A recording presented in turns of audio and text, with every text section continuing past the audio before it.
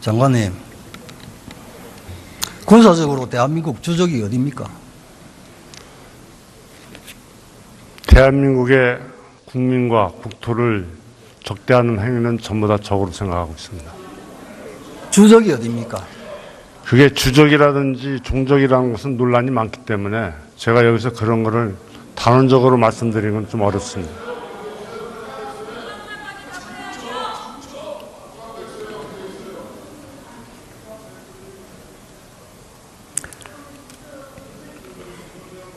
군사적으로 대한민국의 주적이 어디입니까? 군사적으로 주적은 대한민국을 적대 행한 나라는 모두 적입니다. 어느 군사적 교리라든가 이런 데에서 주적이란 개념은 별도로 없고 적이란 개념은 분명히 있습니다.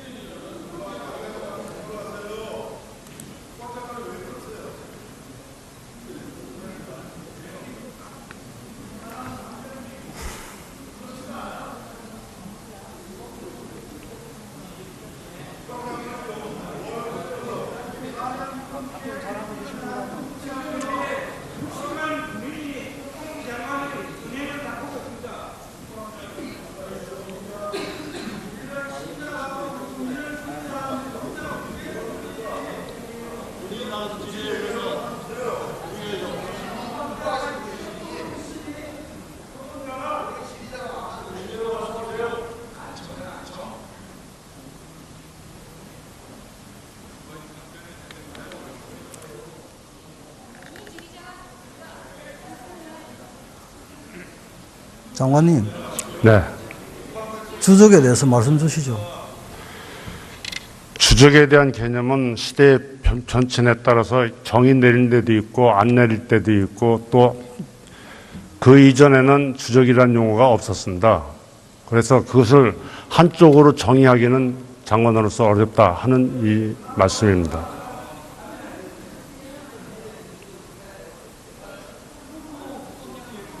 그러면 예.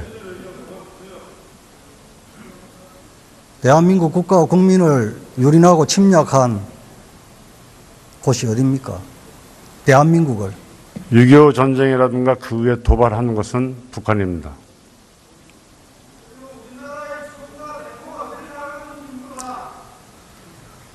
그래서 대한민국 주적이 어디입니까? 군사적으로. 군사적으로 꼭 주적이다 아니다는 건 적은 북한이 맞습니다. 북한이 우리의 적은 맞습니까? 적대행위를 했기 때문에 적입니다. 1953년 정전 이후에 북한이 우리나라를 도발하거나 침략한 횟수가 몇 번쯤 됩니까? 수를 헤아릴 수 없을 만큼 많다고 저는 생각합니다. 장관님 수를 일부러 헤아리지는 않았었습니다. 일부러 헤아리지 않았다고요? 예, 지금 이렇게 질문하시니까 제가 몇 회를 했다. 그것은 굉장히 많은 횟수고 간첩순이라든가 등등을 다 포함하면은 수가 여러 가지 나올 수가 있습니다. 대략 몇 번 이상 될 것 같습니까? 대략 한 200회 이상 되지 않을까 좀 추측입니다. 이것은 데이터를 제가 얘기한 것은 아닙니다. 장관님 들어가셔서 예. 우리 국방부 관계자로부터 통계를 좀 확인해서 다시 나오시죠. 예, 들어가시죠. 자, 이제 국방장관께서는 대한민국의 적이 북한이라는 것을 확인했습니다. 총리 나오시죠.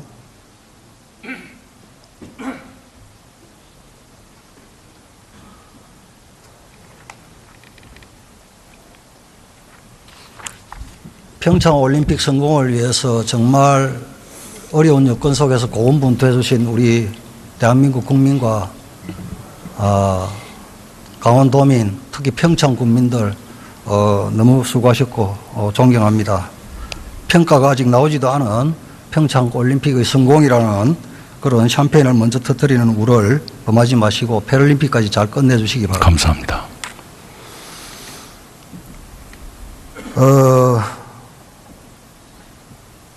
외국 유명 언론에서 우리 평창 올림픽에 대해서 어떻게 평가를 하고 있는지 혹시 보시거나 들으신 적 있습니까?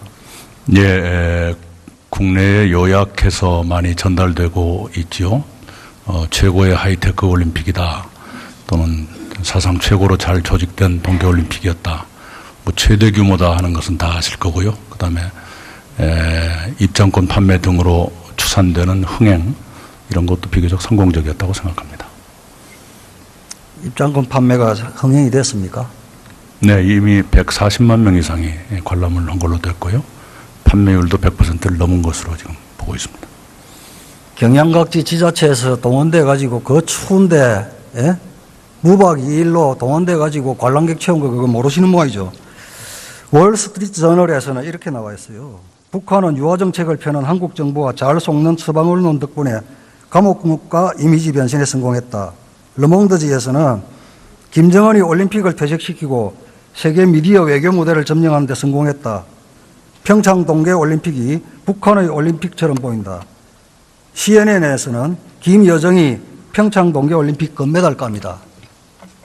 들으신 적 있습니까?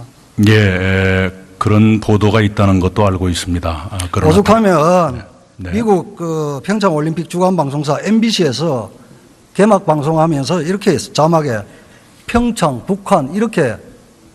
네, 그건 그 방송의 실수지요. 예. 네, 그만큼 북한이 이번 평창 올림픽의 주역이었다는 거예요.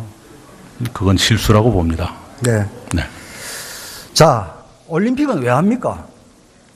네, 뭐 이런 답변을 원치 않으실지 모르지만 쿠베르탕은 이렇게 말했습니다. 스포츠를 통한 인간의 완성 그리고 국제 평화의 정진. 네, 올림픽을 치른 국가의 총리로서, 국무총리로서 올림픽 헌장에 대해 어떻게 나와 있는지 한번 말씀해 보시죠. 네, 헌장까지는 제가 암기하지 못합니다만 쿠베르탕 남작이 말한 올림픽 정신은 제가 암기하고 있습니다. 올림픽 헌장에는 올림픽 목적은 인류의 조화로운 발전 그리고 인간 존엄성을 수호하는 사회를 만들기 위해 스포츠 경기를 한다 이렇게 되어 있습니다. 자, 저는 김영철의 방북과 아울러서 우리 올림픽을 치르는 우리 대한민국의 궁극적인 목적이 뭐느냐. 그걸 저희들이 명심을 하지 않을 수가 없어요. 올림픽 헌장에도 나와 있다시피 인류의 조화로운 발전, 올림픽을 통해서 우리 국격을 높이고 국가 이미지를 제고시키고 우리 국내 기업들의 브랜드 가치를 고취시켜서 우리 대한민국 경제에 큰 활력을 불어넣겠다. 그런 야심이 있는 거예요. 동의하십니까? 네, 저희들이 원래 목표로 삼았던 게 평화올림픽, 경제올림픽, ICT올림픽, 문화올림픽, 환경올림픽, 그리고 치유의 올림픽 이런 몇 가지 목표를 세웠었습니다. 그 말씀 외우신다고 참 애쓰십니다. 예? 일부러 외운 건 어떻게 아니고요. 장소마다 시간과 장소를 달리하면서 똑같은 말씀을 하십니까? 자, 올림픽 현장에 이게 또 나와 있어요. 인간 존엄성 수호하는 사회를 만들기 위해서 지금 전 세계에서 가장 반인권적 국가가 어디입니까? 국가라고 하기엔 그렇죠. 단체가 어디입니까? 네, 북한도 인권에 매우 반대되는 쪽이라고 생각합니다. 인간 존엄성 수호하는 사회를 만들기 위해서 개최하는 올림픽에 가장 악랄한 독재자 김정은의 여동생 김연서정이가 외국 언론에 금메달감이라고 조롱을 받았어요. 그것이 북한의 반인권성을 더욱 악화시키지는 않을 거라고 생각합니다. 그리고 북한의 대표단 단장이라든가 그 기회를 통한 남북 대화에 대해서는 미국과 사전 협의를 했고 미국도 동의했습니다. 특히 총리님께서는 보시고 싶은 것만 보시는데 그 알리바바 아십니까? 네, 그 회장이 누구죠? 마윈 씨죠? 이번 올림픽 기간 중에 방한했습니까? 네, 서울에 오셨더랬습니다. 알리바바는 홍보관을 개관을 했습니까? 홍보관, 알리바바가. 네, 뭔가 있었다고 들었습니다. 총리님, 네, 홍보관을 개관을 했는지 묻지 않습니까? 제가 외국 기업의 홍보관까지 챙기지는 못했습니다. 그러면 우리 기업들은 홍보관을 몇 개를 개관했죠? 네, 그 기대만큼 많지 않았다는 것은 제가 알고 몇 개 했냐고요? 네, 숫자는 외우고 있지 못합니다.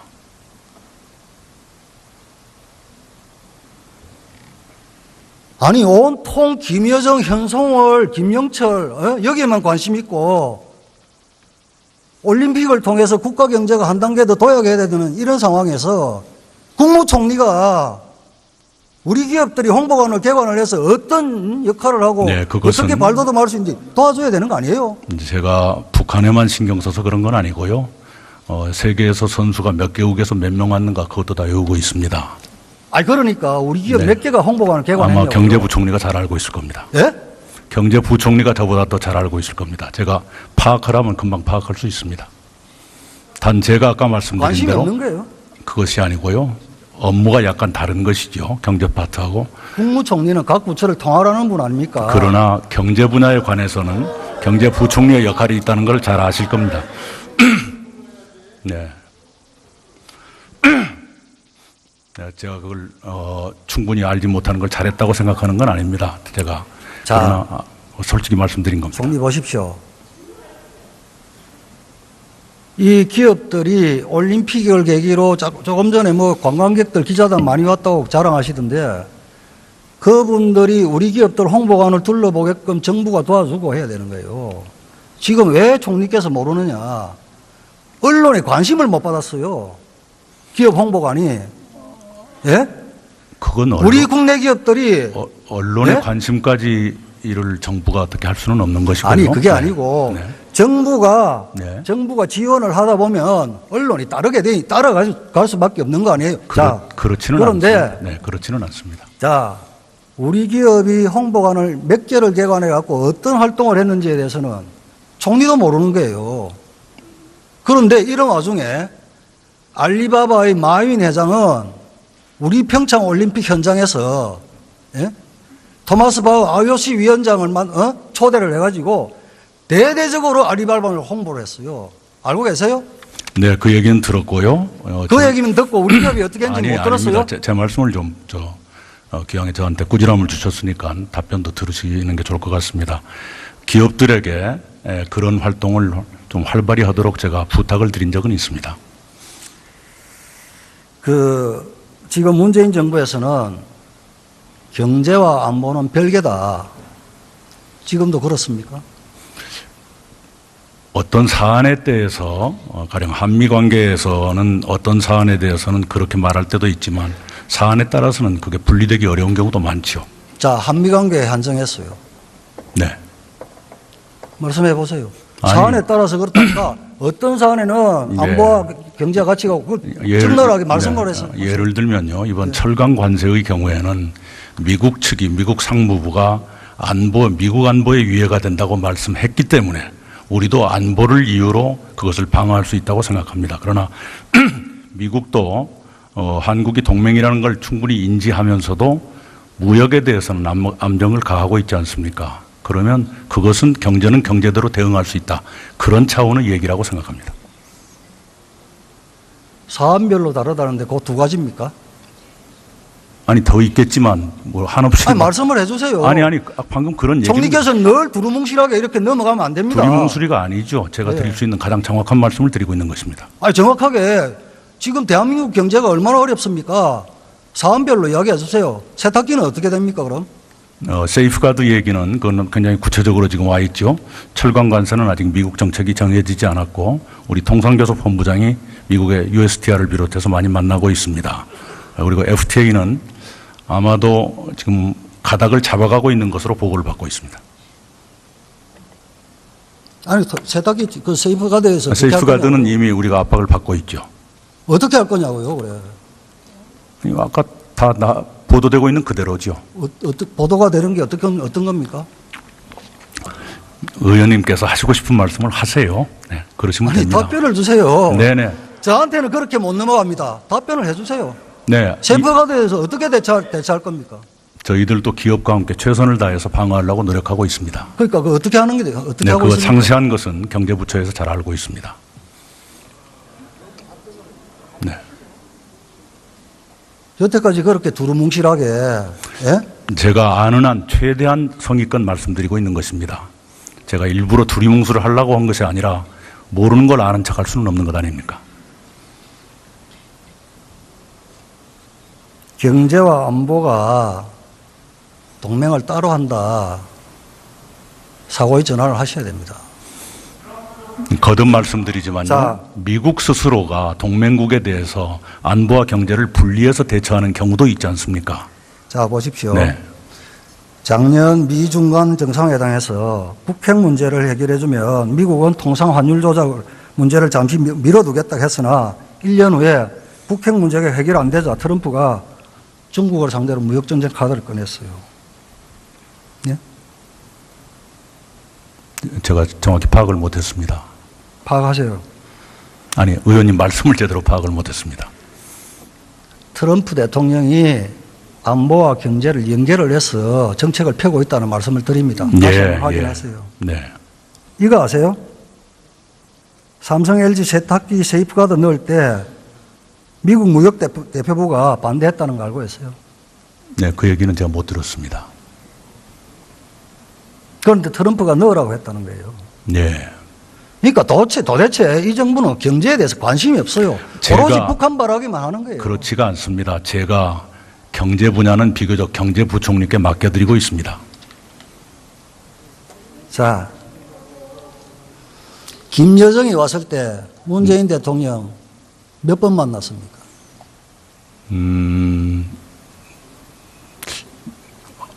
무슨 올림픽 개막식장에서 뒤돌아서 악수한 것까지 합치면 4번쯤인가 이렇게 될 겁니다.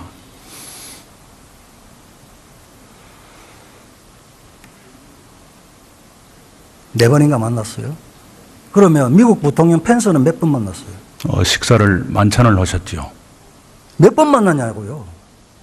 그 올림픽 개막식 포함하면 2번이던가요? 제 같으면 네. 이렇게 통상 압박이 있고 한데 펜스 대통령 여러 번 만났겠습니다. 다른 일정 다 제끼고도 우리 국민들 먹고 사는 문제가 걸려있는 통상 문제를 어떻게든 실마리를 풀어보기 위해서라도 펜스를 여러 수십 번이라도 만났겠습니다. 제가 알기로는 펜스 부통령의 일정 자체가 서울이나 평창 체류가 매우 제한적이었던 것으로 알고 있습니다. 총리님, 그렇게 말씀하시면 안 됩니다. 사실이지 않습니까? 우리가 추구해야 할 바를 논하고 있는 거예요. 네. 지금 일본은요, 트럼프 대통령 취임 직후에 펜스 부통령하고 아소다로 부총리하고 경제회담이라는 한 라인을 구축했어요. 그래서 미국의 가전 통상 규제에도 다 피해 나가고 있어요. 예. 알고 계신가요, 그거? 네, 그런 것을 보도를 통해서 읽고 있습니다. 네? 저희들도 더 노력해야 한다고 생각합니다. 지금 더 노력해야 된다고 하는 게 아니고 지금 노력을 하고 성과를 내야 되는 거예요. 네. 예?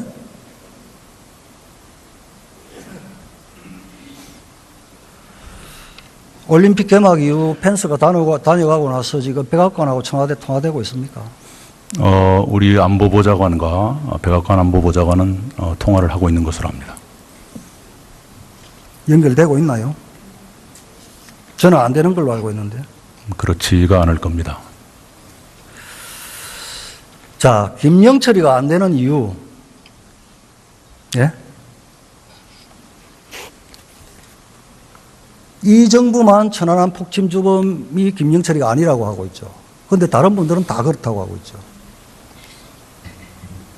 유가족들도 마찬가지고. 그러면 김영철이가 오겠다고 할 때 우리 정부에서는 어떻게 해야 됩니까? 네, 아까도 말씀드린 것처럼 미국과 사전 협의를 했었고요. 그리고 김영철 단장이 천안함 폭침과 무관하다고 말하는 사람은 아무도 없습니다. 2010년 이명박 정부 시절에 민군 합동조사단이 내놓은 최종 보고서는 북한 어뢰에 의한 수중 폭발로 천안함이 침몰했다. 그리고 그것이 정찰 총국에 속해 있는 어뢰에 의한 것이었다. 거기까지는 돼 있죠. 그리고 정찰 총국장이 김영철이었다는 건 객관적 사실이고요. 그렇게 돼 있지. 김영철을 딱 지목해서 이 사람이 지시했다. 여기까지는 보고서에 안 나와 있는 것으로 압니다. 그 얘기 정도이지 그런다고 무관하다고 생각하지 않습니다. 그리고 저는 자유한국당을 포함해서 상당수 국민이 김영철을 천안함 폭침의 주범으로 인식하고 있다는 사실을 저도 인정합니다. 김영철이 천안함 폭침과 무관하지 않다. 그럼 관계 있다는 말씀입니다. 무관하다고 말하지 않고 있다 이런 얘기죠. 잠깐만요. 당시의 민군합동조사단의 보고서를 보시면 금방 확인할 것 아닙니까? 그 얘기를 지금 해드리고 있는 것입니다. 바로 그런 인식을 그 당시에도 가졌을 거라 생각합니다. 그러지 않고서야 군사회담을 했겠습니까? 그 사람하고. 마치 민주당 의원이 저 말씀을 하시기 하나 여쭤볼게요. 판문점의 역사에 대해서 한번 말씀해 보세요. 판문점의 역사. 네, 네. 좀 말씀해 주세요. 가르쳐 주시기 바랍니다. 제가 기자로서는 판문점을 가장 긴 기간 동안 출입한 기자입니다만 역사까지는 충분히 알지 못합니다.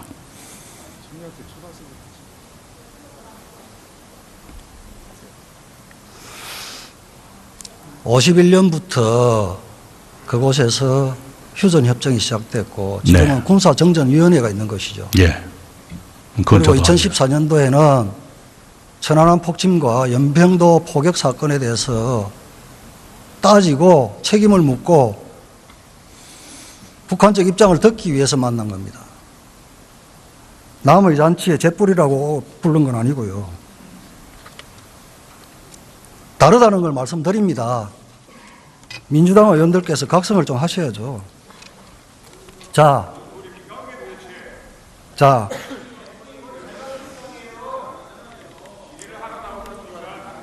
김영철이 또 안 되는 이유가 또 하나 있습니다. 예? 김영철이 현재 직함이 뭐죠? 통일전선부장입니다. 북한 통일전선부가 하는 일이 뭡니까? 예, 의원님 아시는 그대로입니다. 예? 전 말 안 했는데. 대남 공장 말씀하시려고 그런 것 아닙니까? 예? 대남 공장 말씀을 하시고 싶은 것 아닙니까?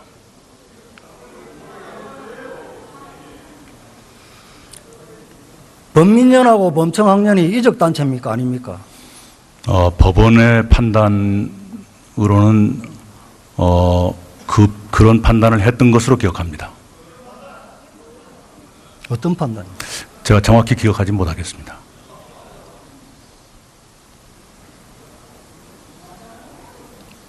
범민련, 범청학련은 북한의 주의 주장을 연방제 통일, 국가보안법 폐지, 미군 철수, 예? 이런 걸 그대로 따른다. 그래서 이적단체다. 대부분 판례에 나와 있죠. 네. 우리나라에 있는 범민련, 범청학련 이 이적단체가 김영철이가 부장으로 있는 통전부의 외곽 조직이라는 거 알고 계십니까? 네. 오늘 의원님 통해서 알게 됐습니다. 통전부, 조평통, 범민련, 범청학련 이렇게 되어 있어요. 네. 예? 네. 그런 사람이 네. 대한민국 서울과 올림픽 현장에 활개를 치기 때문에 안 된다는 거예요. 의원님, 예? 박정희 대통령은 우리의 자. 대북 업무를 담당하고 있던 이우락 정보부장을 평양에 파견한 적이 있습니다. 장님이 네. 우리 대한민국이 북한의 해고로부터 안전하고 자유롭습니까? 결코 자유롭지 않습니다. 그러면 결국 우리의 궁극적인 목적은 북한의 핵 폐기입니다. 당연합니다. 맞죠? 당연합니다. 그렇죠? 네. 북미 대화의 궁극적인 목적도 핵 폐기입니다. 네. 이번에 네. 천안함 유족의 그런 반발, 자유한국당의 반발에 아무 답 없이 김영철을 불러서 핵 폐기 약속 받았습니까? 불렀다는 표현에 동의할 수 없습니다. 저희가 누구를 보내달라 이렇게 불렀겠습니까? 그런 일 없습니다. 그럼 못 오게 했어야죠. 얻은 게 뭡니까? 네, 비핵화의 중요성, 북미 대화의 중요성을 충분히 설명했습니다. 그래서 비핵화 약속 받았습니까? 그 단계까지 가는 데는 많은 절차가 필요하고 과정이 필요할 거다 하는 건 김 의원님이 잘 아실 겁니다. 자, 정리해 주시죠. 예. 밤새 이야기를 해도 다 못할 이야기지만은 시간적 한계상 마치겠습니다. 굉장히 많은 횟수고 간첩순이라든가 등등을 다 포함하면은 수가 여러 가지 나올 수가 있습니다. 대략 몇 번 이상 될 것 같습니까? 대략 한 200회 이상 되지 않을까 좀 추측입니다. 이것은 데이터를 제가 얘기한 것은 아닙니다. 장관님 들어가셔서 예. 우리 국방부 관계자로부터 통계를 좀 확인해서 다시 나오시죠. 예, 들어가시죠. 자, 이제 국방장관께서는 대한민국의 적이 북한이라는 것을 확인했습니다. 총리 나오시죠.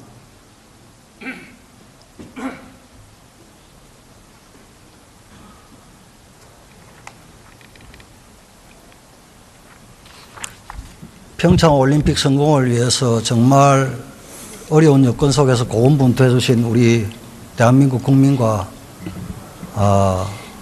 강원도민, 특히 평창 군민들 너무 수고하셨고 존경합니다. 평가가 아직 나오지도 않은 평창 올림픽의 성공이라는 그런 샴페인을 먼저 터뜨리는 우를 범하지 마시고 패럴림픽까지 잘 끝내주시기 바랍니다. 감사합니다.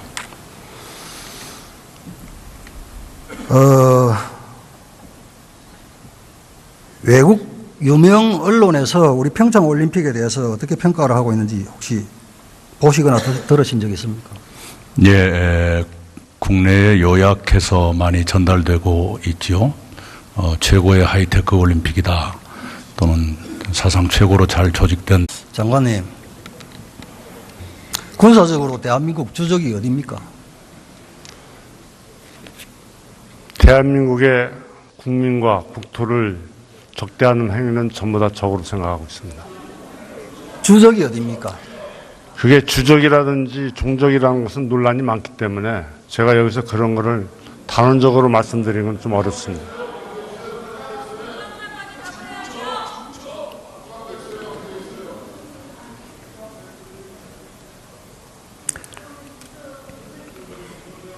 군사적으로 대한민국의 주적이 어디입니까? 군사적으로 주적은 대한민국을 적대 행한 나라는 모두 적입니다. 어느 군사적 교리라든가 이런 데에서 주적이란 개념은 별도로 없고 적이란 개념은 분명히 있습니다.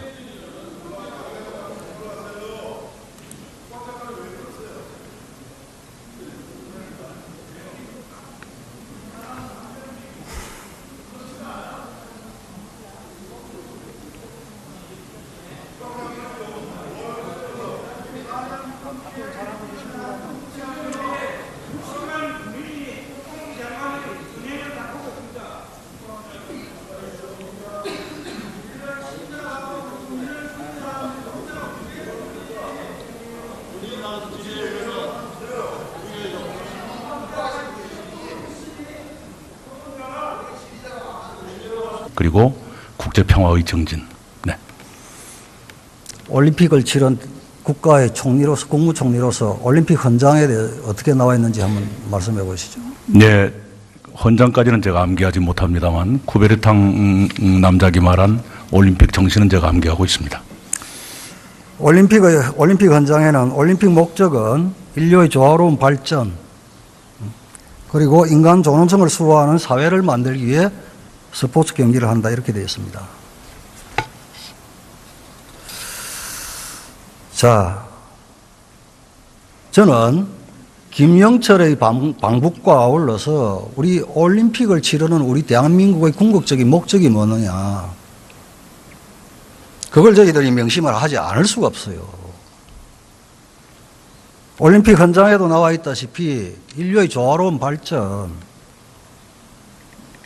올림픽을 통해서 우리 국격을 높이고 국가 이미지를 제고시키고 우리 국내 기업들의 브랜드 가치를 고취시켜서 우리 대한민국 경제에 큰 활력을 불어넣겠다, 그런 야심이 있는 거예요. 동의하십니까? 네, 저희들이 원래 목표로 삼았던 게 평화올림픽, 경제올림픽, ICT 올림픽, 문화올림픽, 환경올림픽, 그리고 치유의 올림픽, 이런 몇 가지 목표를 세웠었습니다. 그 말씀 외우신다고 참 애쓰십니다. 예? 일부러 외운 건 어떻게 아니고요.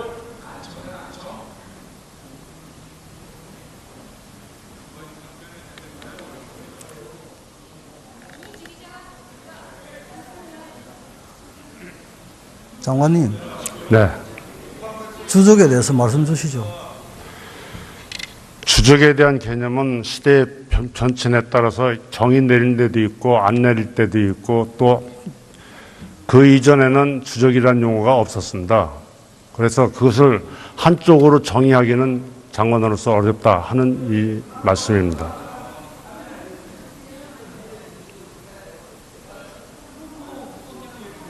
그러면 예. 대한민국 국가와 국민을 유린하고 침략한 곳이 어디입니까? 대한민국을. 6.25 전쟁이라든가 그 후에 도발하는 것은 북한입니다.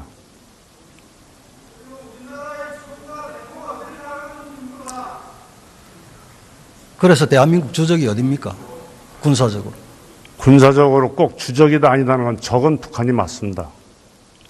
북한이 우리의 적은 맞습니까? 적대행위를 했기 때문에 적입니다. 1953년 정전 이후에 북한이 우리나라를 도발하거나 침략한 횟수가 몇 번쯤 됩니까? 수를 헤아릴 수 없을 만큼 많다고 저는 생각합니다. 장관님 수를 알고 일부러 헤아리지는 않았었습니다. 일부러 헤아리지 않았다고요? 예, 지금 이렇게 질문하시니까 제가 몇 회를 했다. 그것은 동계올림픽이었다. 뭐 최대 규모다 하는 것은 다 아실 거고요. 그다음에 입장권 판매 등으로 추산되는 흥행 이런 것도 비교적 성공적이었다고 생각합니다. 입장권 판매가 흥행이 됐습니까? 네, 이미 140만 명 이상이 관람을 한 걸로 됐고요. 판매율도 100%를 넘은 것으로 지금 보고 있습니다. 경양 각지 지자체에서 동원돼 가지고 그 추운데 예? 무박 2일로 동원돼 가지고 관람객 채운 거 그거 모르시는 모양이죠. 월스트리트 저널에서는 이렇게 나와 있어요. 북한은 유화 정책을 펴는 한국 정부와 잘 속는 서방 언론 덕분에 감옥국가 이미지 변신에 성공했다. 르몽드지에서는 김정은이 올림픽을 퇴색시키고 세계 미디어 외교 무대를 점령하는 데 성공했다. 평창 동계 올림픽이 북한의 올림픽처럼 보인다. CNN에서는 김여정이 평창 동계 올림픽 금메달감이다. 들으신 적 있습니까? 예, 그런 보도가 있다는 것도 알고 있습니다. 그러나 오죽하면 네. 미국 그 평창 올림픽 주간 방송사 MBC에서 개막 방송하면서 이렇게 했어. 자막에 평창, 북한 이렇게 네, 그건 그 방송의 오늘- 실수지요.